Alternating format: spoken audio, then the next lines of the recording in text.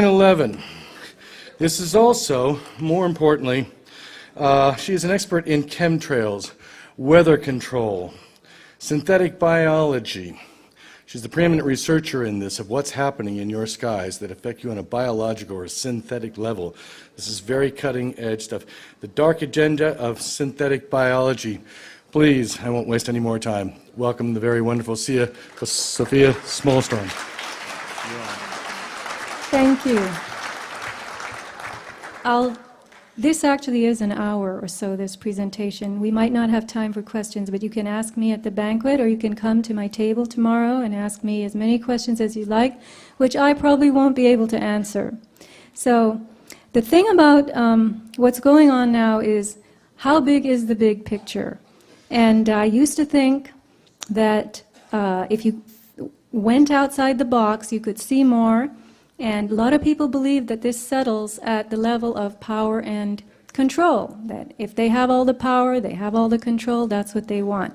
There's actually something beyond that, and that's what I've started to explore. The big picture, I may be wrong, but I want you to follow the dots that I connect, which are basically in the form of a square. I'll start here, I'll go here, I'll go here, I'll go there, and a shape will be made. The terrain is huge. It's much, much bigger than I ever dreamed of. And so it's about really impressions and perspective. And I had a friend who's now no longer alive, Harriet.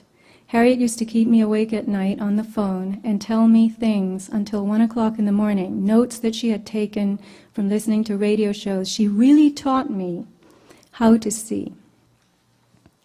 So, the real voyage of discovery consists not in seeking new landscapes, but in having new eyes. Now here is a photograph, and here is an impression. So I am going to give you the impressions that I have gathered and see what you think of them by the end of this evening. We're getting new impressions of the sky.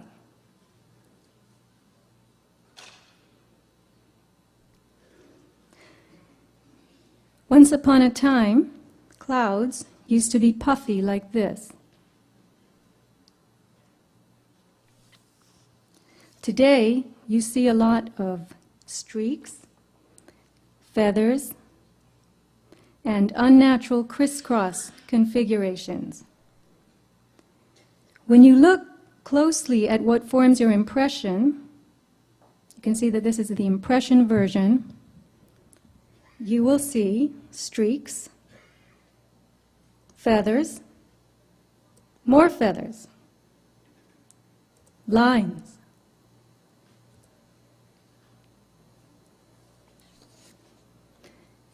When you look closely at the lines, you see this.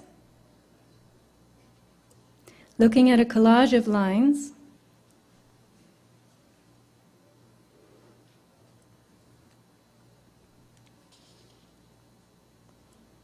with what appears to be a plane. You see ropes in the sky made by planes.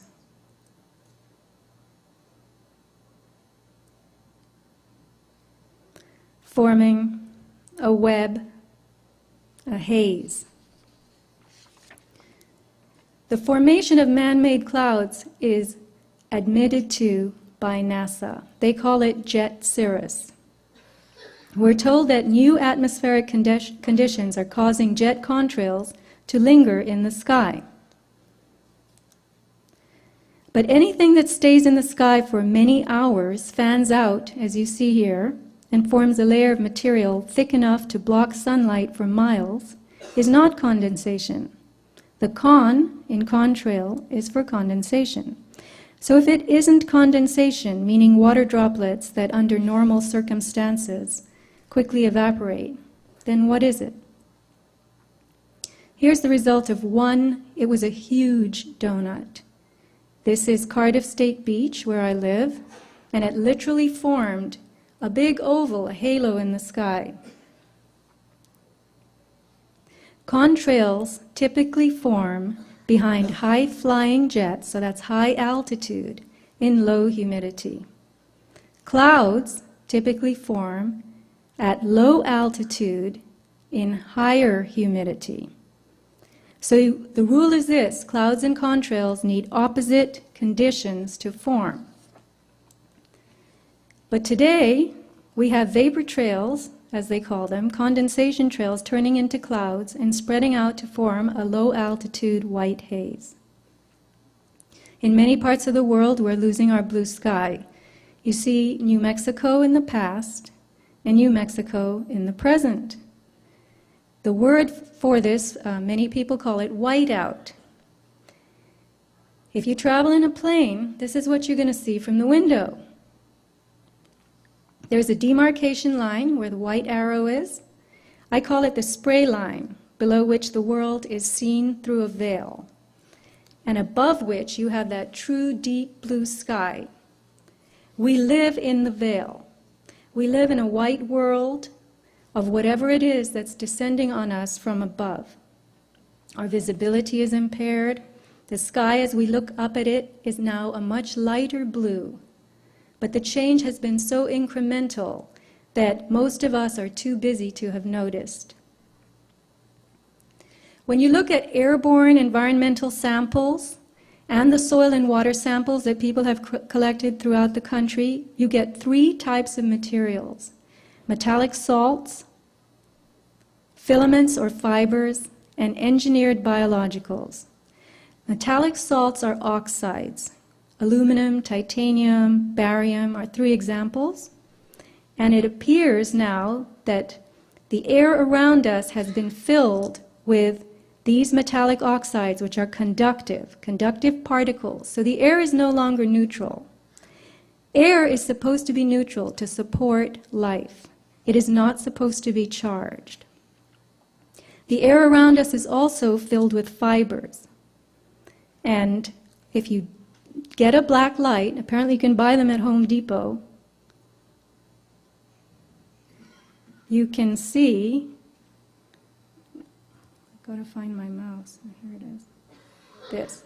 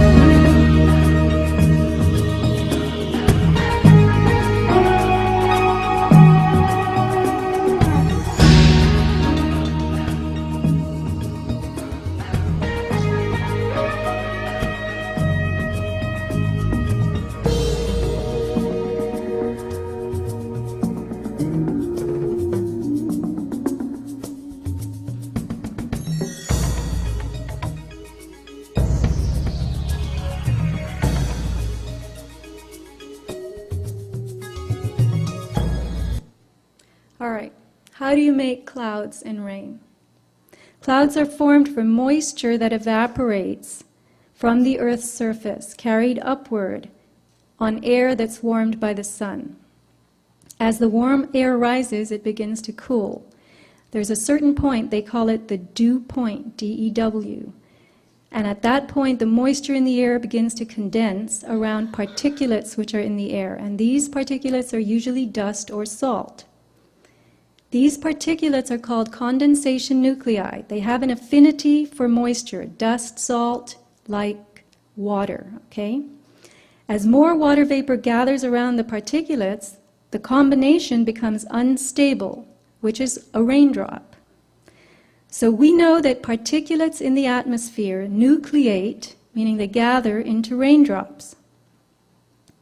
Now here is something interesting. Daniel Rosenfeld, he's an atmospheric scientist, Hebrew University, Jerusalem. He claims that pollution particulates actually prevent rain by forming very tiny, very stable droplets that remain suspended and do not fall earthward.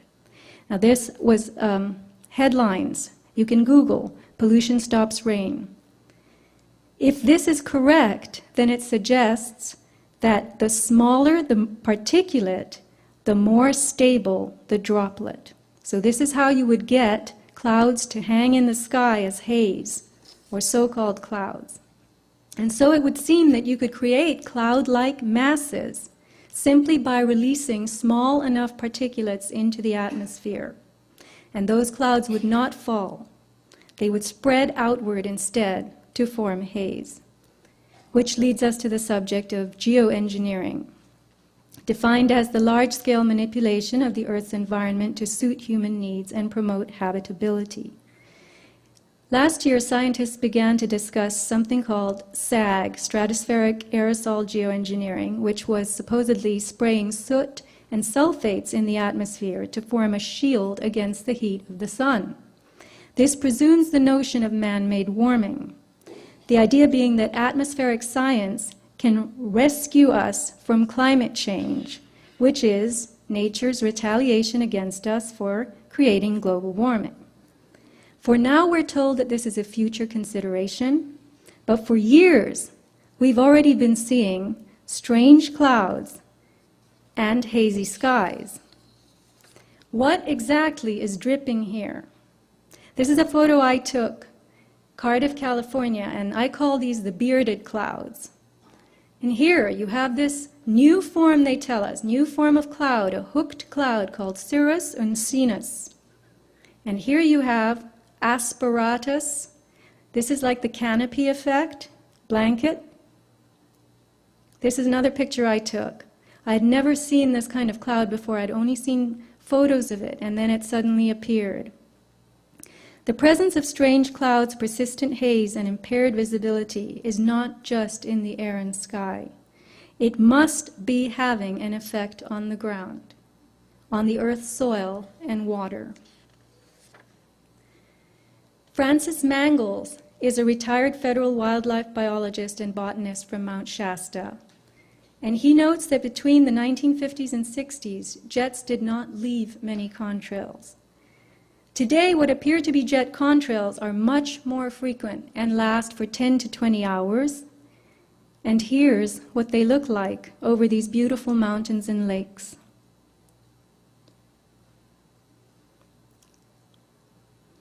Now this would make a lovely view, don't you think? Counting all trails in every direction over Mount Shasta, Mangels says, the FAA indicates there can't be that many flights per day. The number has been as high as over 30 contrails at once, and I've counted 100 just before weather fronts. Typically, heavy spraying days are just before weather fronts that come in from the Pacific. So here you have a photo of this man who is a retired federal wildlife biologist and a water specialist. Lab tests from Northern California show very high levels of aluminum and barium in soil and pond water. Francis Mangels told me that at 100 micrograms per liter, when he was working for the federal government, you were shut down. 1,000 micrograms per liter. So I asked him what normal is, what's tolerable, and he said 5/10, 0.5 micrograms per liter is considered normal. So here you have the findings from pond water in Mount Shasta. You can see 12,000 micrograms per liter. UG is short for microgram, which is 24,000 times normal. Snowdrift at 8,000 feet, 61,100 micrograms per liter. Way, way past normal. And here you have a lined pond. So please picture a lined pond. A pond with a liner, vinyl something, in Bella Vista. And you got a reading, or the person who did this, I know him, Dane Wigington, got a reading 375,000 micrograms per liter in this little pond. Mangels has, I will repeat, a master's of science in water-related subjects. And he also reports that a house, the soil tested outside this house in Northern California was 3,000 times, 3,000 micrograms of aluminum more than the soil under the house. I'm sorry, I said 3,000 times. Anyway, so what does this mean? It means that something is dropping from above and is affecting the soil around the house, but not underneath it. So you can't say that this is in the groundwater. You can't say this is in the earth itself, coming from the earth. It's got to be coming from the environment. The dying of the trees. I've spoken to Charles Little. He's the author of this absolutely fantastic book, which you can buy still by going to half.com or Amazon used books. It is about the natural or biotic reasons for tree death, and also the effects of industry and deforestation, which began decades ago, when manufacturing exploded, acid rain, different forms of pollution started to affect trees. But what has come along since this book was written is this. Nowadays, we have an effect coming out of the environment that can't possibly be natural. Look at this corkscrew. I took this picture myself. This is the wine opener style. You have nature trying to cope with the introduction of new substances, particularly metallic oxides, which are also the metallic salts.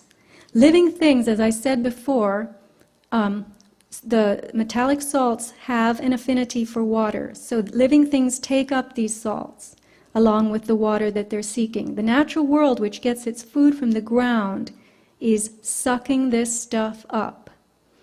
This is a scraggly pine tree outside the post office in Cardiff, California, where I go every day. And you can see how brittle it is, lots of needles lost. If you look closely at the needles when you stand under the tree, you see that they're all frosted with brown. Signs of tree death are these sagging limbs, these leafless, scraggly branches. You also see infestation by bugs, insects, mites, fungus.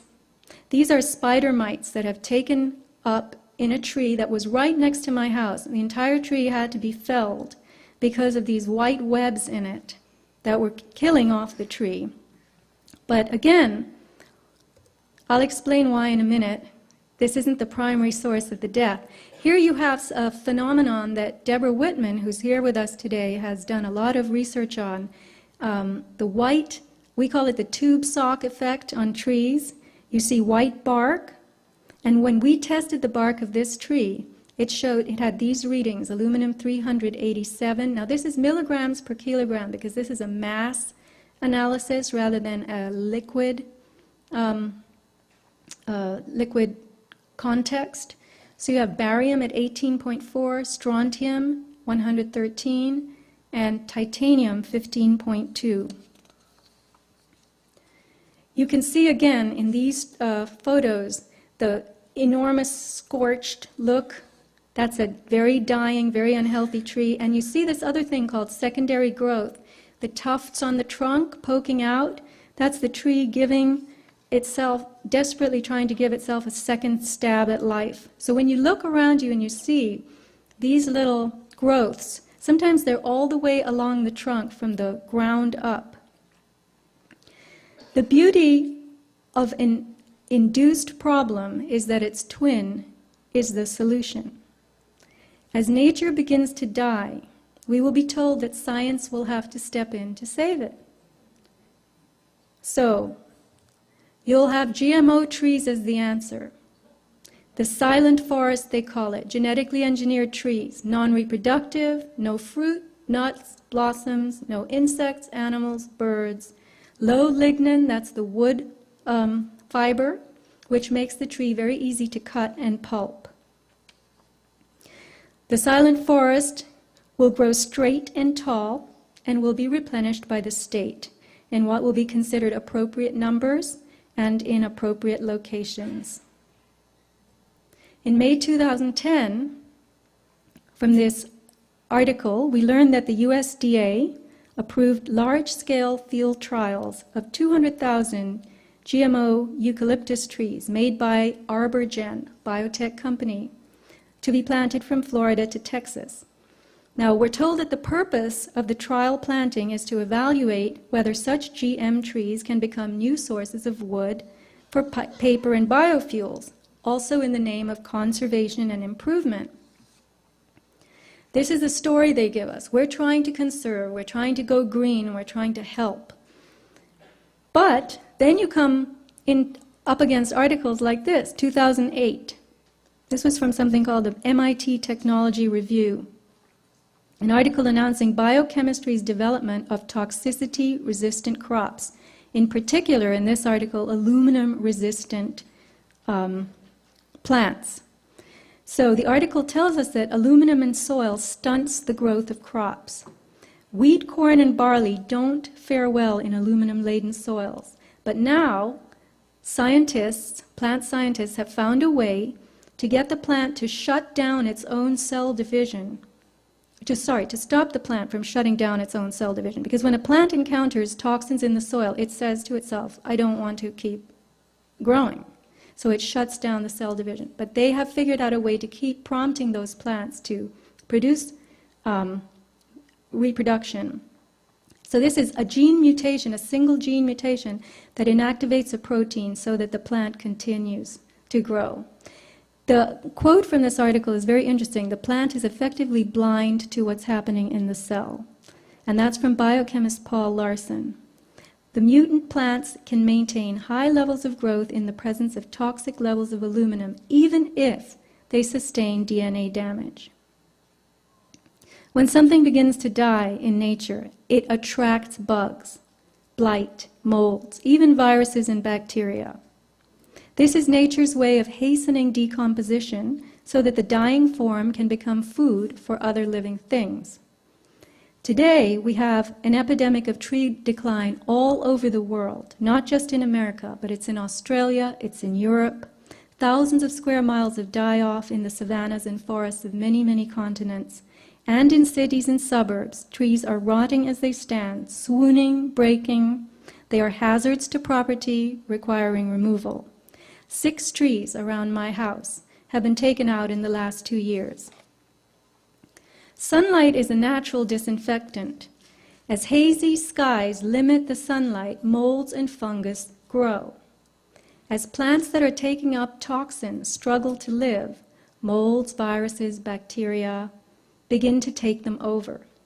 This is all part of nature, and bioremediation will be the obvious answer. Metallic salts have made our air conductive. This means that we and everything around us can transmit and propagate energy. The air is no longer neutral. It no longer supports, in a healthy way, living things. The second group of materials found in these environmental samples is unidentifiable fibers. And I really want you to appreciate the meaning of unidentifiable. These fibers have been sent to sophisticated laboratories, and there is nothing in the databases that match them. So these are fibers, we could say, that do not exist in nature. People around the world are developing lesions on their skin that ooze and produce fibers. This is known as Morgellon Syndrome. Tissue samples cultured from ordinary people without this ailment contain and grow the very same fibers. Here's a 5-inch lesion on a woman's body that has never healed, 5 inches. The fibers or filaments are actually tubules with hollow insides. When these fibers are cultured, they produce colonies of filaments. You can see the extension filaments. And these colonies continue to grow and reproduce, branching out into more filaments and more colonies. The filament cultures can be grown from saliva samples, tissue from the skin, mucus, urine, blood, from animals and people, regardless of the presence of the Morgellons condition. The fibers are segmented with visible structures inside them. So where do these fibers or filaments come from? Airborne environmental samples that were collected by Clifford Carnicom, he is a researcher in this subject, in 2000, the year 2000, gathered at high altitude on a mountain in New Mexico, showed the presence of those fibers whose structure matches exactly the tubular filaments. When I say fibers and filaments, basically interchangeable, showing up in our blood, tissues, and skin. Additionally, the samples collected by Mr. Carnicom showed what he calls, and was called in biology, desiccated erythrocytes. This is a multisyllabic term, but it means dried red blood cells. So, why these were in the air? Why are dried red blood cells in the air? Very puzzling. A medical microscopist, a biologist specializing in microscopy, confirmed to him that they were human red blood cells, but that they had been engineered in some way so as to be preserved. So again, you have to ask yourself, if I were 5 years old, I would say, Mommy, what are red blood cells doing falling out of the sky? Biology divides life into 3 kingdoms: bacteria, archaea, and eukarya. Bacteria and archaea are simple organisms with no subcellular compartments. Eukarya are complex with defined cell compartments and internal organelles, mini organs like mitochondria that make DNA and energy for the cell. Plants, animals, and humans are eukaryotic, as are fungi and slime molds. The archaea are the hardiest of the life forms. They're able to withstand grinding pressure, heat, acidity, and alkalinity. They can live in volcanoes, geysers, and the ice shelf. Bacteria, on the other hand, will die in extreme heat and cold, which is why we cook and freeze our food. Now, the materials appearing within these filaments are as tough as archaea. They look like bacteria, and they self-replicate. One looks like something called mycoplasma, but is not. One looks like chlamydia, but is not. And natural fibers, or filaments, would be classified as fungal in the domain of eukaryotes. But these fibers contain forms from the other 2 groups inside them. You're looking at a tubular fiber with self-replicating internal elements resembling bacteria and behaving like archaea. That does not happen in the natural world. So what are they? What's going on? It appears that within our bodies we now have all 3 life kingdoms replicating themselves. What does that make us? Are we still eukaryotes, or are we becoming something else? You could call this transbiology, a crossing of biology, the creation of hybrid forms. Materials are forming in our bodies that are not native to us, not natural, and entirely new. You can see in these pictures the tubular filaments with the branches. They're branching off. That's their self-replication. They're creating new colonies. And you can also see in the bottom picture a little bud. That's the beginning of a new fiber. The territory of things on the scale of atoms and molecules is the nano world. Science has opened up the nano universe, where incredible new creations are possible. Nanotechnology explores materials that are less than a micron in size, or from 1 to 100 nanometers. And a nanometer is a billionth, 1/1000th of a meter. Nature and biology continually work on the nanoscale, assembling proteins and building with crystals to conduct the business of life. Spider webs are an example of that. Very fine filaments with enormous strength and flexibility because they contain nanoscale crystals. So let's go back to the filaments and the structures they contain, these ones that Clifford Carnicom has found. In those unidentifiable filaments, he has observed the formation of red blood cells and submicron-sized structures. So now you've got a filament making its own red blood cells. The engineered cells, the red blood, very, very tough, withstanding excesses of heat and chemicals, indicating that they are designed to endure almost anything. He has put them in a Bunsen flame, he has poured bleach on them, acid, and they still endure. In addition, they are able to replicate, growing outside of the body in a petri dish. This is highly sophisticated technology, going on by itself, not in a laboratory. So we're witnessing red blood growing outside, having nothing to do with the bone marrow, in a petri dish, in somebody's very low-level lab. Could it be that artificial materials are being introduced into living things? Here you have, this comes from the nanotech industry. It's what I call the nanotech pyramid. You start with materials, you go up to structures, processes, and devices.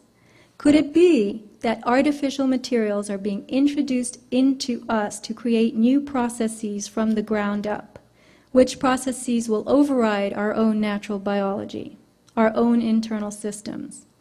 People with advanced Morgellon Syndrome started with fibers coming out of their skin, and they're now observing very strange crystalline forms and metallic devices. The fibers became multicolored, and now they were accompanied by plaques, strange, hard little, almost like shards. People say they're like glass, and they're colored. The lesions keep emitting these things. They don't heal over or close, sometimes for years. Here are more plaque structures, even grooved metallic devices. On the right, you'll see one device, the front and the back. These images are supplied by Jan Smith of morgellonsexposed.com, who has done extensive research on biotech websites, looking for things that match what comes out of her body, and she's finding them. The fibers from her skin were from high-density polyethylene. And I'm going to read what she's written on her website. The bizarre nature of my findings suggests a man-made source. It occurred to me that if these pathogens were being bioengineered in a lab, they were made of multiple components. The mutated material might reproduce and intermittently send out a batch of identifiable debris, much like the original genetics. I call this type of debris throwbacks. It's her theory that when new life forms are made through this gene splicing and mutation, bioengineering and nanotechnology, they will self-replicate in all kinds of ways, creating different mutations in each generation. Morgellon specimens can sometimes be identified with the original spores before those mutations occurred. Jan found 3 varieties of something called Omycota fungus in her specimens, as well as something else called Dictyostelium discoideum, which is a slime mold that is a major player in biomedical research today. The material coming from her body was ribbony and motile. It was grooved and oval, very much like the Omycota spore you see here. At the bottom, where the purple arrow from the bottom is it's a diagram of Omycota. And on the upper right, you see something that came out of Jan's body that looks exactly like Omycota. The fiber strands that you see here were made of cellulose and GNA. GNA is glucans polysaccharide sugars, and this was confirmed by microscopy. GNA is a synthetic cousin of DNA. It has a 3-carbon glycerol sugar in it instead of the 5-carbon that you find in DNA. Here's a news report from April 2008 in which we are told, big headlines, GNA is DNA's chemical cousin. It's a nanotechnology building block. The Biodesign Institute at Arizona State develops the first self-assembled nanostructures composed entirely of GNA, synthetic analog of DNA. The nanostructures contain additional properties not found in DNA, including the ability to form mirror image structures.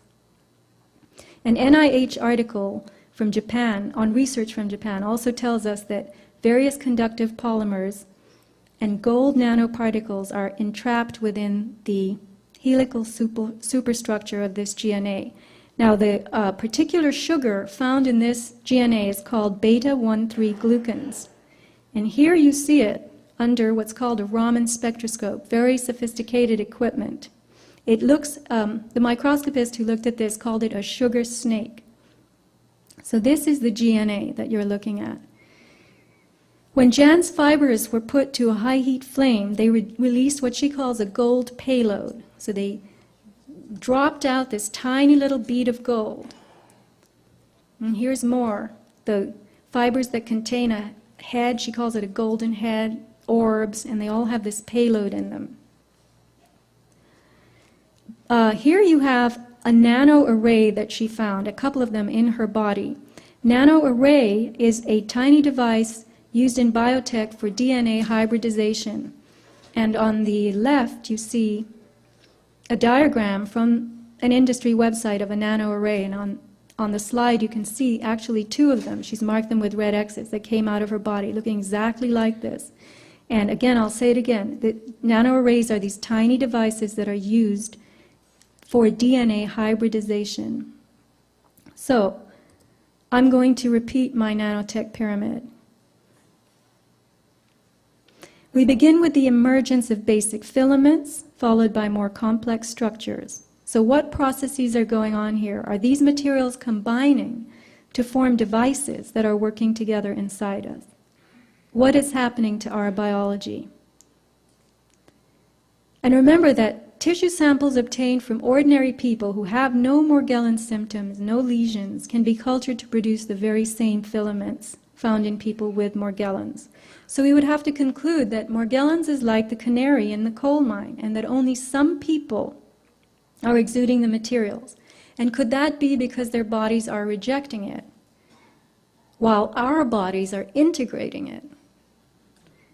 Jan's body has been sending out these plaques, colored plaques, which are hard pieces of silica.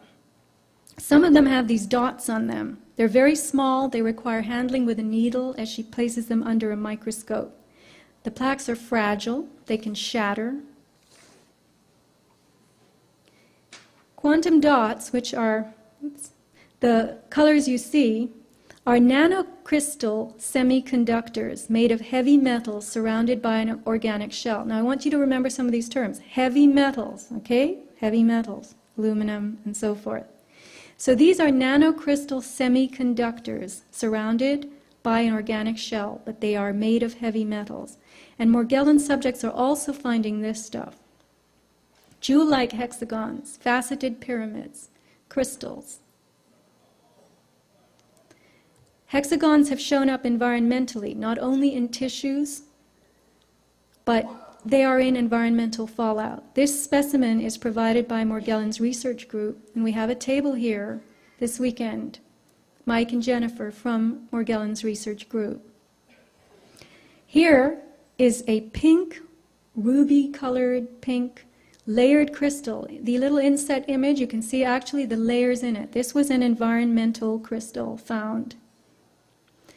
Here is something that was not visible to the naked eye, but the woman who told me about it and sent me the photo was looking at hay. She lives in Oregon, and she was looking at a piece of hay under her microscope, and she found this bright pink, teeny tiny little crystal. You get crystals with embedded hexagons, strands that glitter. The one on the right, that's a glittering strand that came out of somebody's body. Here's a picture of tissue from a lesion with several crystals. You can see the arrows attached to it. You can see the fiber coming out from the bottom. You have combinations of wires and those quantum dots. Now here are the nanotechnology dyes. And there you see the colored plaques that have been coming out of people's bodies. One on the below has fibers attached to it. The industry tells us that quantum dots are tiny nanocrystals whose small size gives them unprecedented tunability. Okay? Tunability. The piezoelectric effect is the internal generation of a voltage when an outside pressure is applied, and vice versa. You can Google the piezo effect. The piezo effect occurs in crystals, ceramics, DNA, and certain proteins. So an example is, when you put a frequency to a crystal, it generates a voltage. And when you put a voltage to a crystal, it responds with a frequency. We call this piezoelectricity, electricity resulting from applied compression or frequency. Recent work by Clifford Carnicom reveals that a filament culture subjected to a blue light frequency, that's 375 nanometers, resulted in explosive growth of the culture within 24 hours after the initial incubation. So he put the blue light on, incubated it for 5 to 7 days, and then it exploded into all those little fibers that you see. We now live in a frequency-filled world. I don't have time to address HAARP, artificial weather, and the enormous spread of unnatural frequencies that are affecting the Earth today, but I will say this.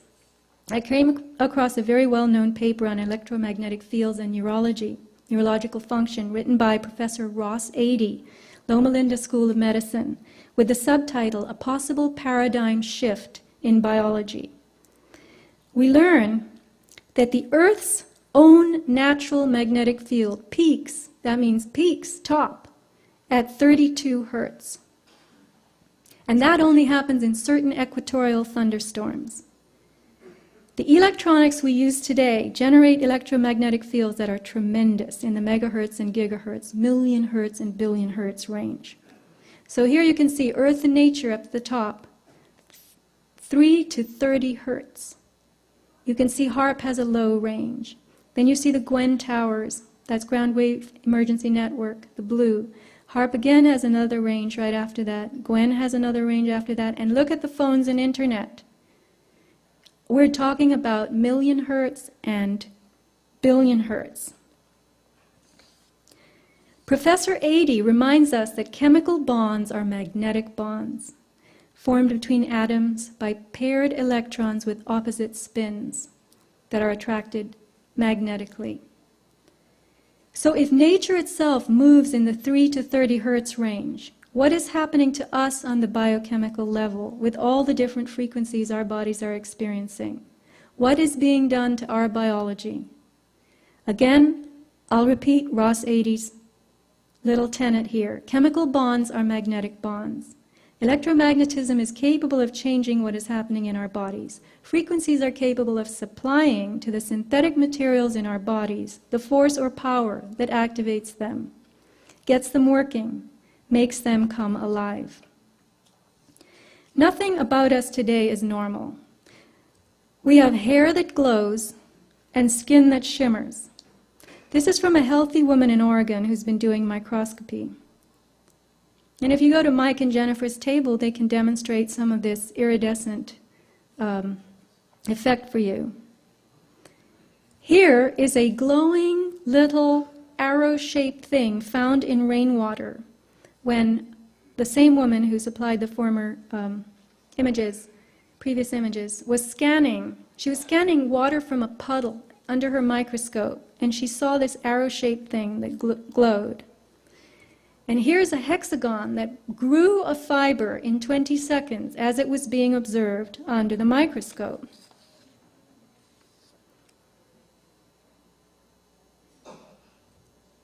The field of synthetic biology is a new frontier of science. It draws from biochemistry and biomedicine, genetics, robotics, radiation biology, and information technologies. Using nanotechnology, its goals are to improve and transcend the limits of nature. On February 21st of this year, Time magazine had a feature story on the singularity, the term signifying the merging of man with machine. The story was released on Valentine's Day, February 14th, to underscore a love affair, the marriage of humanity and technology. The article tells us that a transformation is coming, and our species, Homo sapien, will no longer be recognizable as itself. We will be something new, something better. The time predicted for this transformation is 2045. The man who is making this prediction is Ray Kurzweil, a futurist known for his uncanny accuracy in just this area, the pace at which technology grows and improves, such that it will one day be smarter and better than us. That's the singularity. There's a Singularity University hosted by NASA, sponsored by Google, to teach people about the intelligence explosion. Ray Kurzweil has made fortunes over and over as an engineer and inventor. A documentary about him is called The Transcendent Man. He wrote the best-selling book that you see here, The Singularity is Near, which came out in 2005. Singularity is a word from astrophysics, referring to a point in space-time where the rules of ordinary physics no longer apply. Kurzweil has correctly predicted the growth of information technologies. He has made it clear to the world that technological progress is exponential, not linear, which means that advancement begins to advance itself, in a manner of speaking. Exponential curves start slowly and then explode. A quote from the Time magazine article: "In Kurzweil's future, biotechnology and nanotechnology give us the power to manipulate our bodies and the world around us at will, at the molecular level. We ditch Darwin and take charge of our own evolution." The question is, who is we and what is at will? Whose will? Kurzweil predicts that by 2020 we will have successfully reverse engineered the human brain. And when hyper-intelligent artificial intelligence arrives, all we have to do is hand ourselves off to it. Armed with advanced nanotechnology, AI will solve the problems of the world. Strong AI, they use this term, is a super powerful, broad-spectrum intelligence that operates as easily and comfortably as a human being. It isn't just a chess-playing computer. It's a machine intelligence that can pass for human in a blind test, which is as close as you can get to consciousness or sentience. Now, once this kind of intelligence is here, what will it do as a newly created inhabitant of the Earth? Would it compete with us for resources? More intelligent than we are, would it treat us as lesser beings? Would it recognize that we made it, or would it overrun us? Kurzweil is one of the world's leading transhumanists, number 30 on Time's most influential list.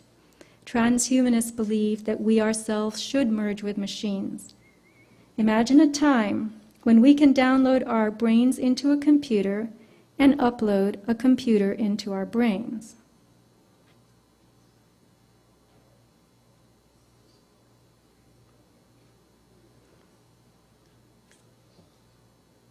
It's not starting.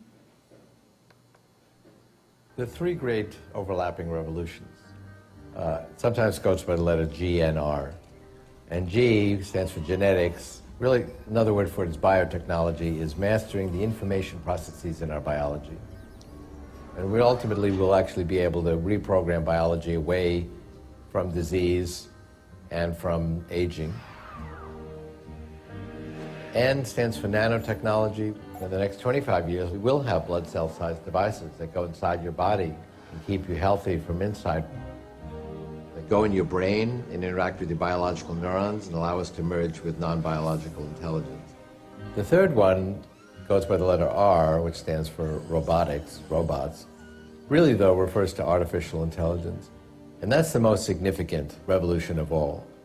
In about 20 years, I've set the date 2029, a machine, an AI, will be able to match human intelligence and go beyond it. So artificial intelligence, which will give us not just more human intelligence, but will actually give us superhuman intelligence, will enable us to solve problems that we're not able to solve today.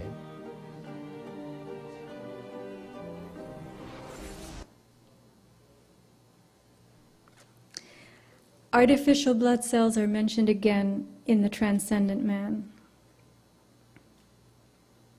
Whoops.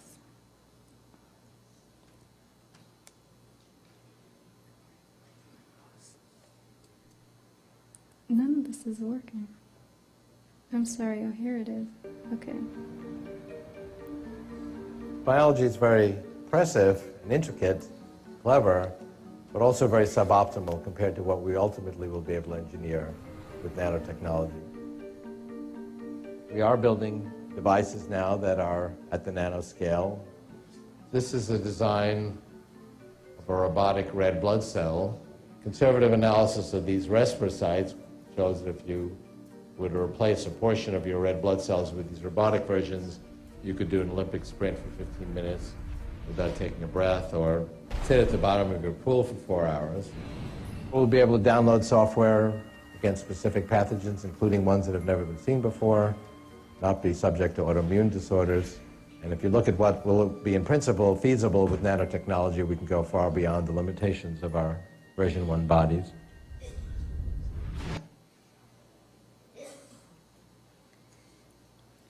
The robotic blood cells will supposedly improve us and keep us healthy, as he says.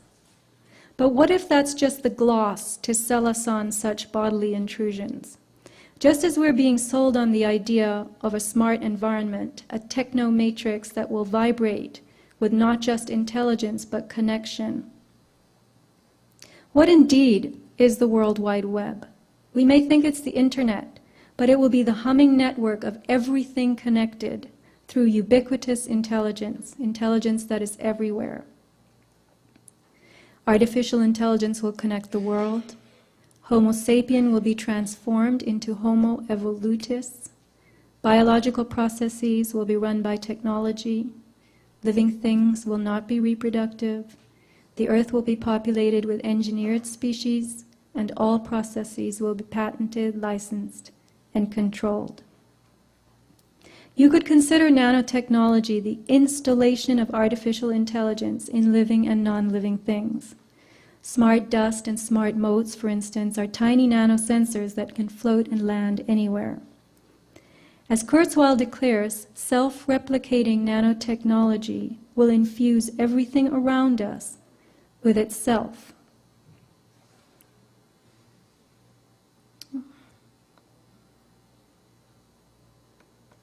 I see as a person, I'm human, and I'm really limited and restricted in what I do. So if I could come out of the singularity, being mentally and physically upgraded, yeah, I'd go for that. So I don't mind changing dramatically from what I am. I believe fully there will be flash memories you can plug into your brain. We'll be able to hook our brains into calculators and statistics programs and have Google directly into the frontal lobes. I mean, there's going to be a lot of expansion of the mind through interfacing the human brain with technology. There's an unanswered question of how far can you go and still be human. As we merge with machines, and I think it's inevitable that we will transform into something new. And as the technology becomes vastly superior to what we are, then the small proportion that's still human gets smaller and smaller and smaller until it's just utterly negligible. Anybody who is going to be resisting this progress forward is going to be resisting evolution. And fundamentally, they will die out. It's not a matter of whether it's good or bad. It's going to happen. You have seen today the deposition and active presence of artificial materials in the sky, environment, and in living things. Nanotechnology has arrived at our personal doorstep without our permission. It isn't that this will happen in 2045. It's already here. Human enhancement is being sold to us as leaping tall buildings in a single bound and having better, faster, higher intelligence, perfect health. But all of that is the sales pitch. Enhancement may in fact be degradation, our being devolved to someone else's specifications. While nanobiotechnology promises in headlines to make our world better, it may in fact be busy taking us over so it can tailor us to the plan for the hive. Already transhumanists are looking forward to the creation of the post-human. An improved human that will have no gender, will not reproduce, will be a better performer in the workplace, will not be distracted by love or lust, will be free of disease thanks to these nanobots keeping it healthy. But all this is part of the fantasy. In reality, thanks to stressors on our physiology, infertility is soaring. Our sexuality is diversifying and the nuclear family is falling apart. Biotech is an exploding frontier. It is clever enough and small enough to enter and change our very cells. New forms of DNA have been invented. There's GNA, as I told you about, and PNA, a hybrid of protein and DNA that will add to our double helix a third strand. When nanobiotech has a firm footing in us, it will be easy to upgrade and downgrade anyone and anything in any way. Oliver Curry, an evolutionist at the London School of Economics, predicted in 2007, the human race will one day split into two separate species, an attractive, intelligent ruling elite and an underclass of dim-witted, ugly, goblin-like creatures. So here you have the e-workers and the elites. Transhumans will presumably be involved in this process, the process of transformation, the process of renovation, remaking us into what someone considers improved. We are transhumans now. Improved is only what fits certain specifications. For instance, a specimen that can work 18 hours a day, a specimen that is sterile, that will never have the responsibility of caring for others, a specimen that is even-tempered, with a narrow, predictable range of expression. All this is enhanced, improved. Better performance is just that, the ability to produce a better result. It does not mean a specimen with greater skills. It may mean a specimen with narrower skills and the ability to repeat a task. So while the current ethical debate is about whether or not we should upload computers into our brains and how human we will be when that happens, there is something happening on the nanoscale right now. What it is exactly is unknown to us. As attempts by lay people to communicate with scientists about Morgellons-type materials are going nowhere. There is a blackout on this subject. Its victims are dismissed as having a psychological problem that is called delusional parasitosis. The presence of patented creations in our bodies gives rise to intellectual property issues. We know what has been done to small farmers into whose fields the winds have brought genetically engineered strains. They are sued by the powerful agricultural companies who own the patents. Will the day come when we are subjected to the jurisdiction of corporations whose patented materials we are carrying in our bodies? It doesn't matter how it got there. The fault is yours if it is simply in your possession. This is a forced partnership between us and them. This is how we will be eternally owned by them. This is how they can push our biology from Homo sapien to Homo evolutus without our having a say in it. For now, engineered technology in all living things is a secret. But one day we may be charged with unlawful possession of something that has become a part of us that we cannot get rid of. The nature of biology is to adapt. As more unnatural elements enter our bodies, if we cannot reject them, we will find ways to accommodate them. You could call it Invasion of the Body Snatchers meet Sleeping with the Enemy.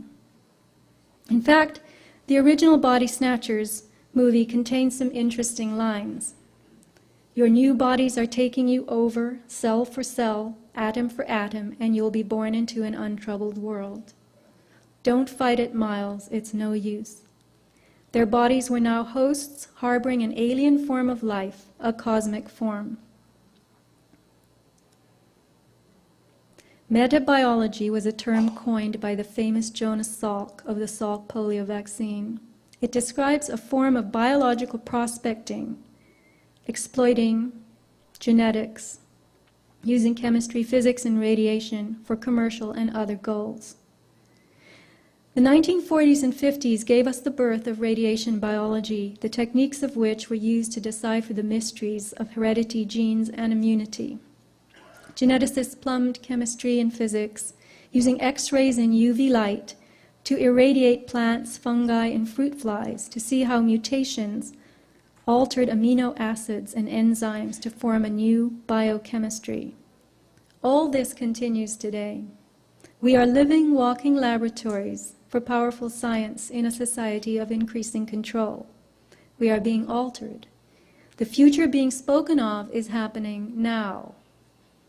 My question is, how will we transcend this? And I have one more clip for you.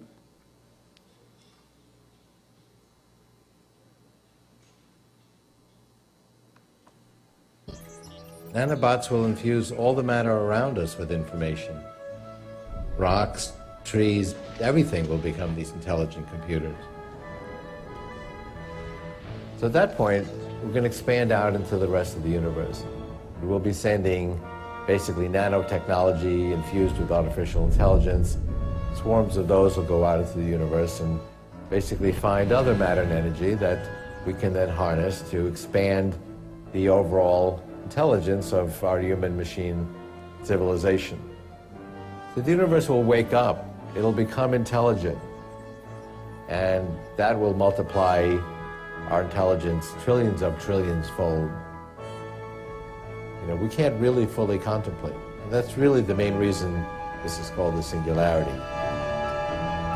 But regardless of what you call it, it will be the universe waking up. So does God exist? Well, I would say not yet.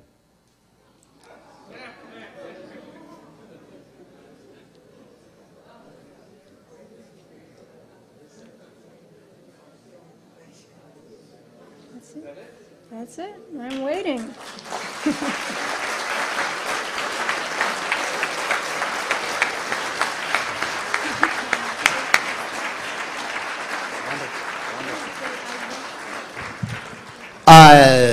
What do you think, folks? Sofia Smallstorm. Pretty amazing research. Very important. Thank you, Sofia. Thank you very much. I predicted there would be no applause. And I don't know how much time we have, but, you know, do we have a little bit of time? we can leave any time. You can ask me questions tomorrow. As I said, I don't even know if I could answer them. A couple of questions. Yeah.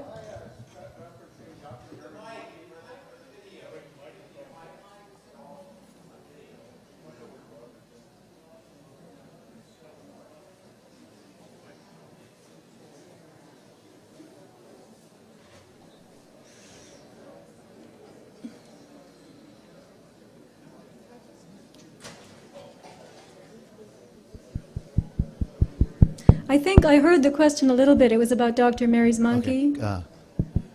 Speak up. Yeah, correct. Dr. Mary's monkey. Yes. With the Jonas Salk, brought up the Jonas Salk studies with the simian viruses, monkey viruses that contaminated the polio vaccines.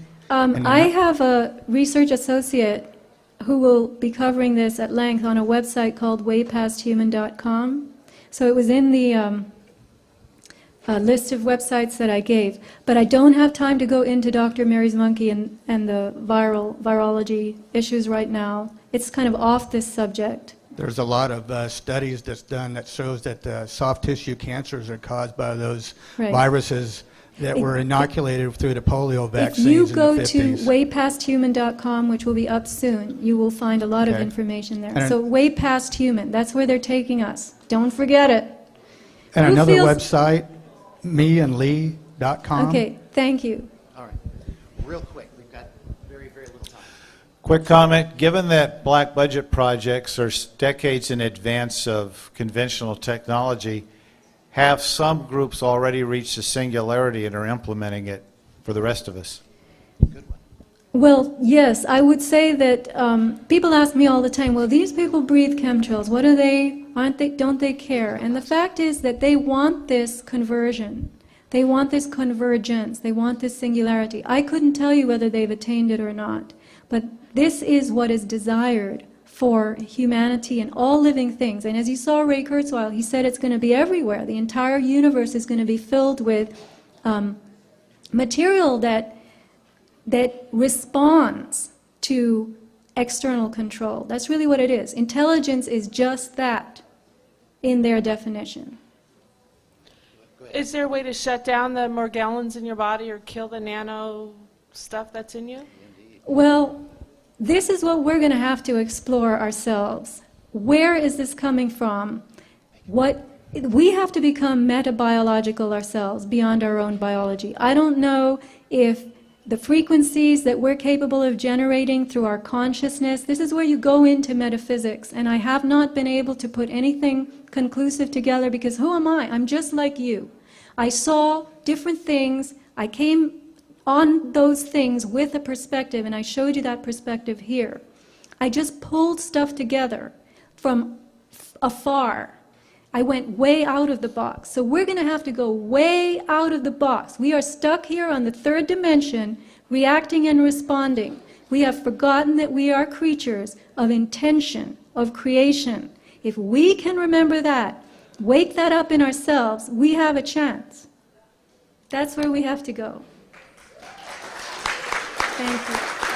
Okay, no. Quick question. Have any of these people working on these projects been able to share with you? Are they willing to talk to you and open up? I've never approached them. I don't believe that they would. Morgellons, I almost called it McDonald's. Can you believe that? That's how ubiquitous it is. Morgellons is not acknowledged. It's acknowledged only as a psychological problem.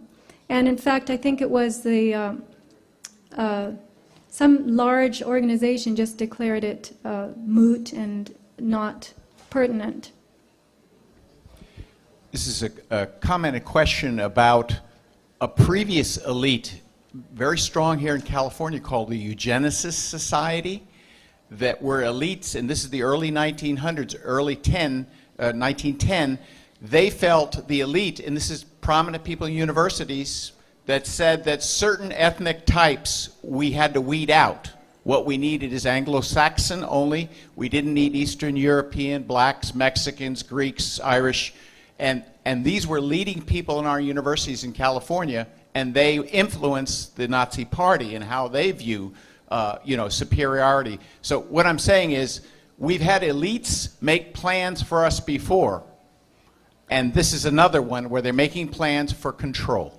I will just say something quickly. The term eugenics was changed in the early 1950s to transhumanism. It's the same thing. It's just a new word. So the transhumanists are pushing for the post-human. And I will say again, the post-human will have no gender, the post-human will be non-reproductive, and the post-human will be improved in the sense that it will be tailored to specific tasks. Remember the picture I showed you of the dairy cows? The post-human, the improved human, is not going to be Superman. It's not going to be Einstein. It's not going to be anybody fancy. When you have technological control of all living things, you can confer attributes to some, and you can degrade and devolve others. So you and I are going to be the goblins. Okay. Sofia, thank you so much. One more for Sofia Smallstorm. Thank you so much. Thank you very much. Thank you. All right. Thank you very much. Thank you. Okay. Keep my mic. Ladies and gentlemen, we need to change the room for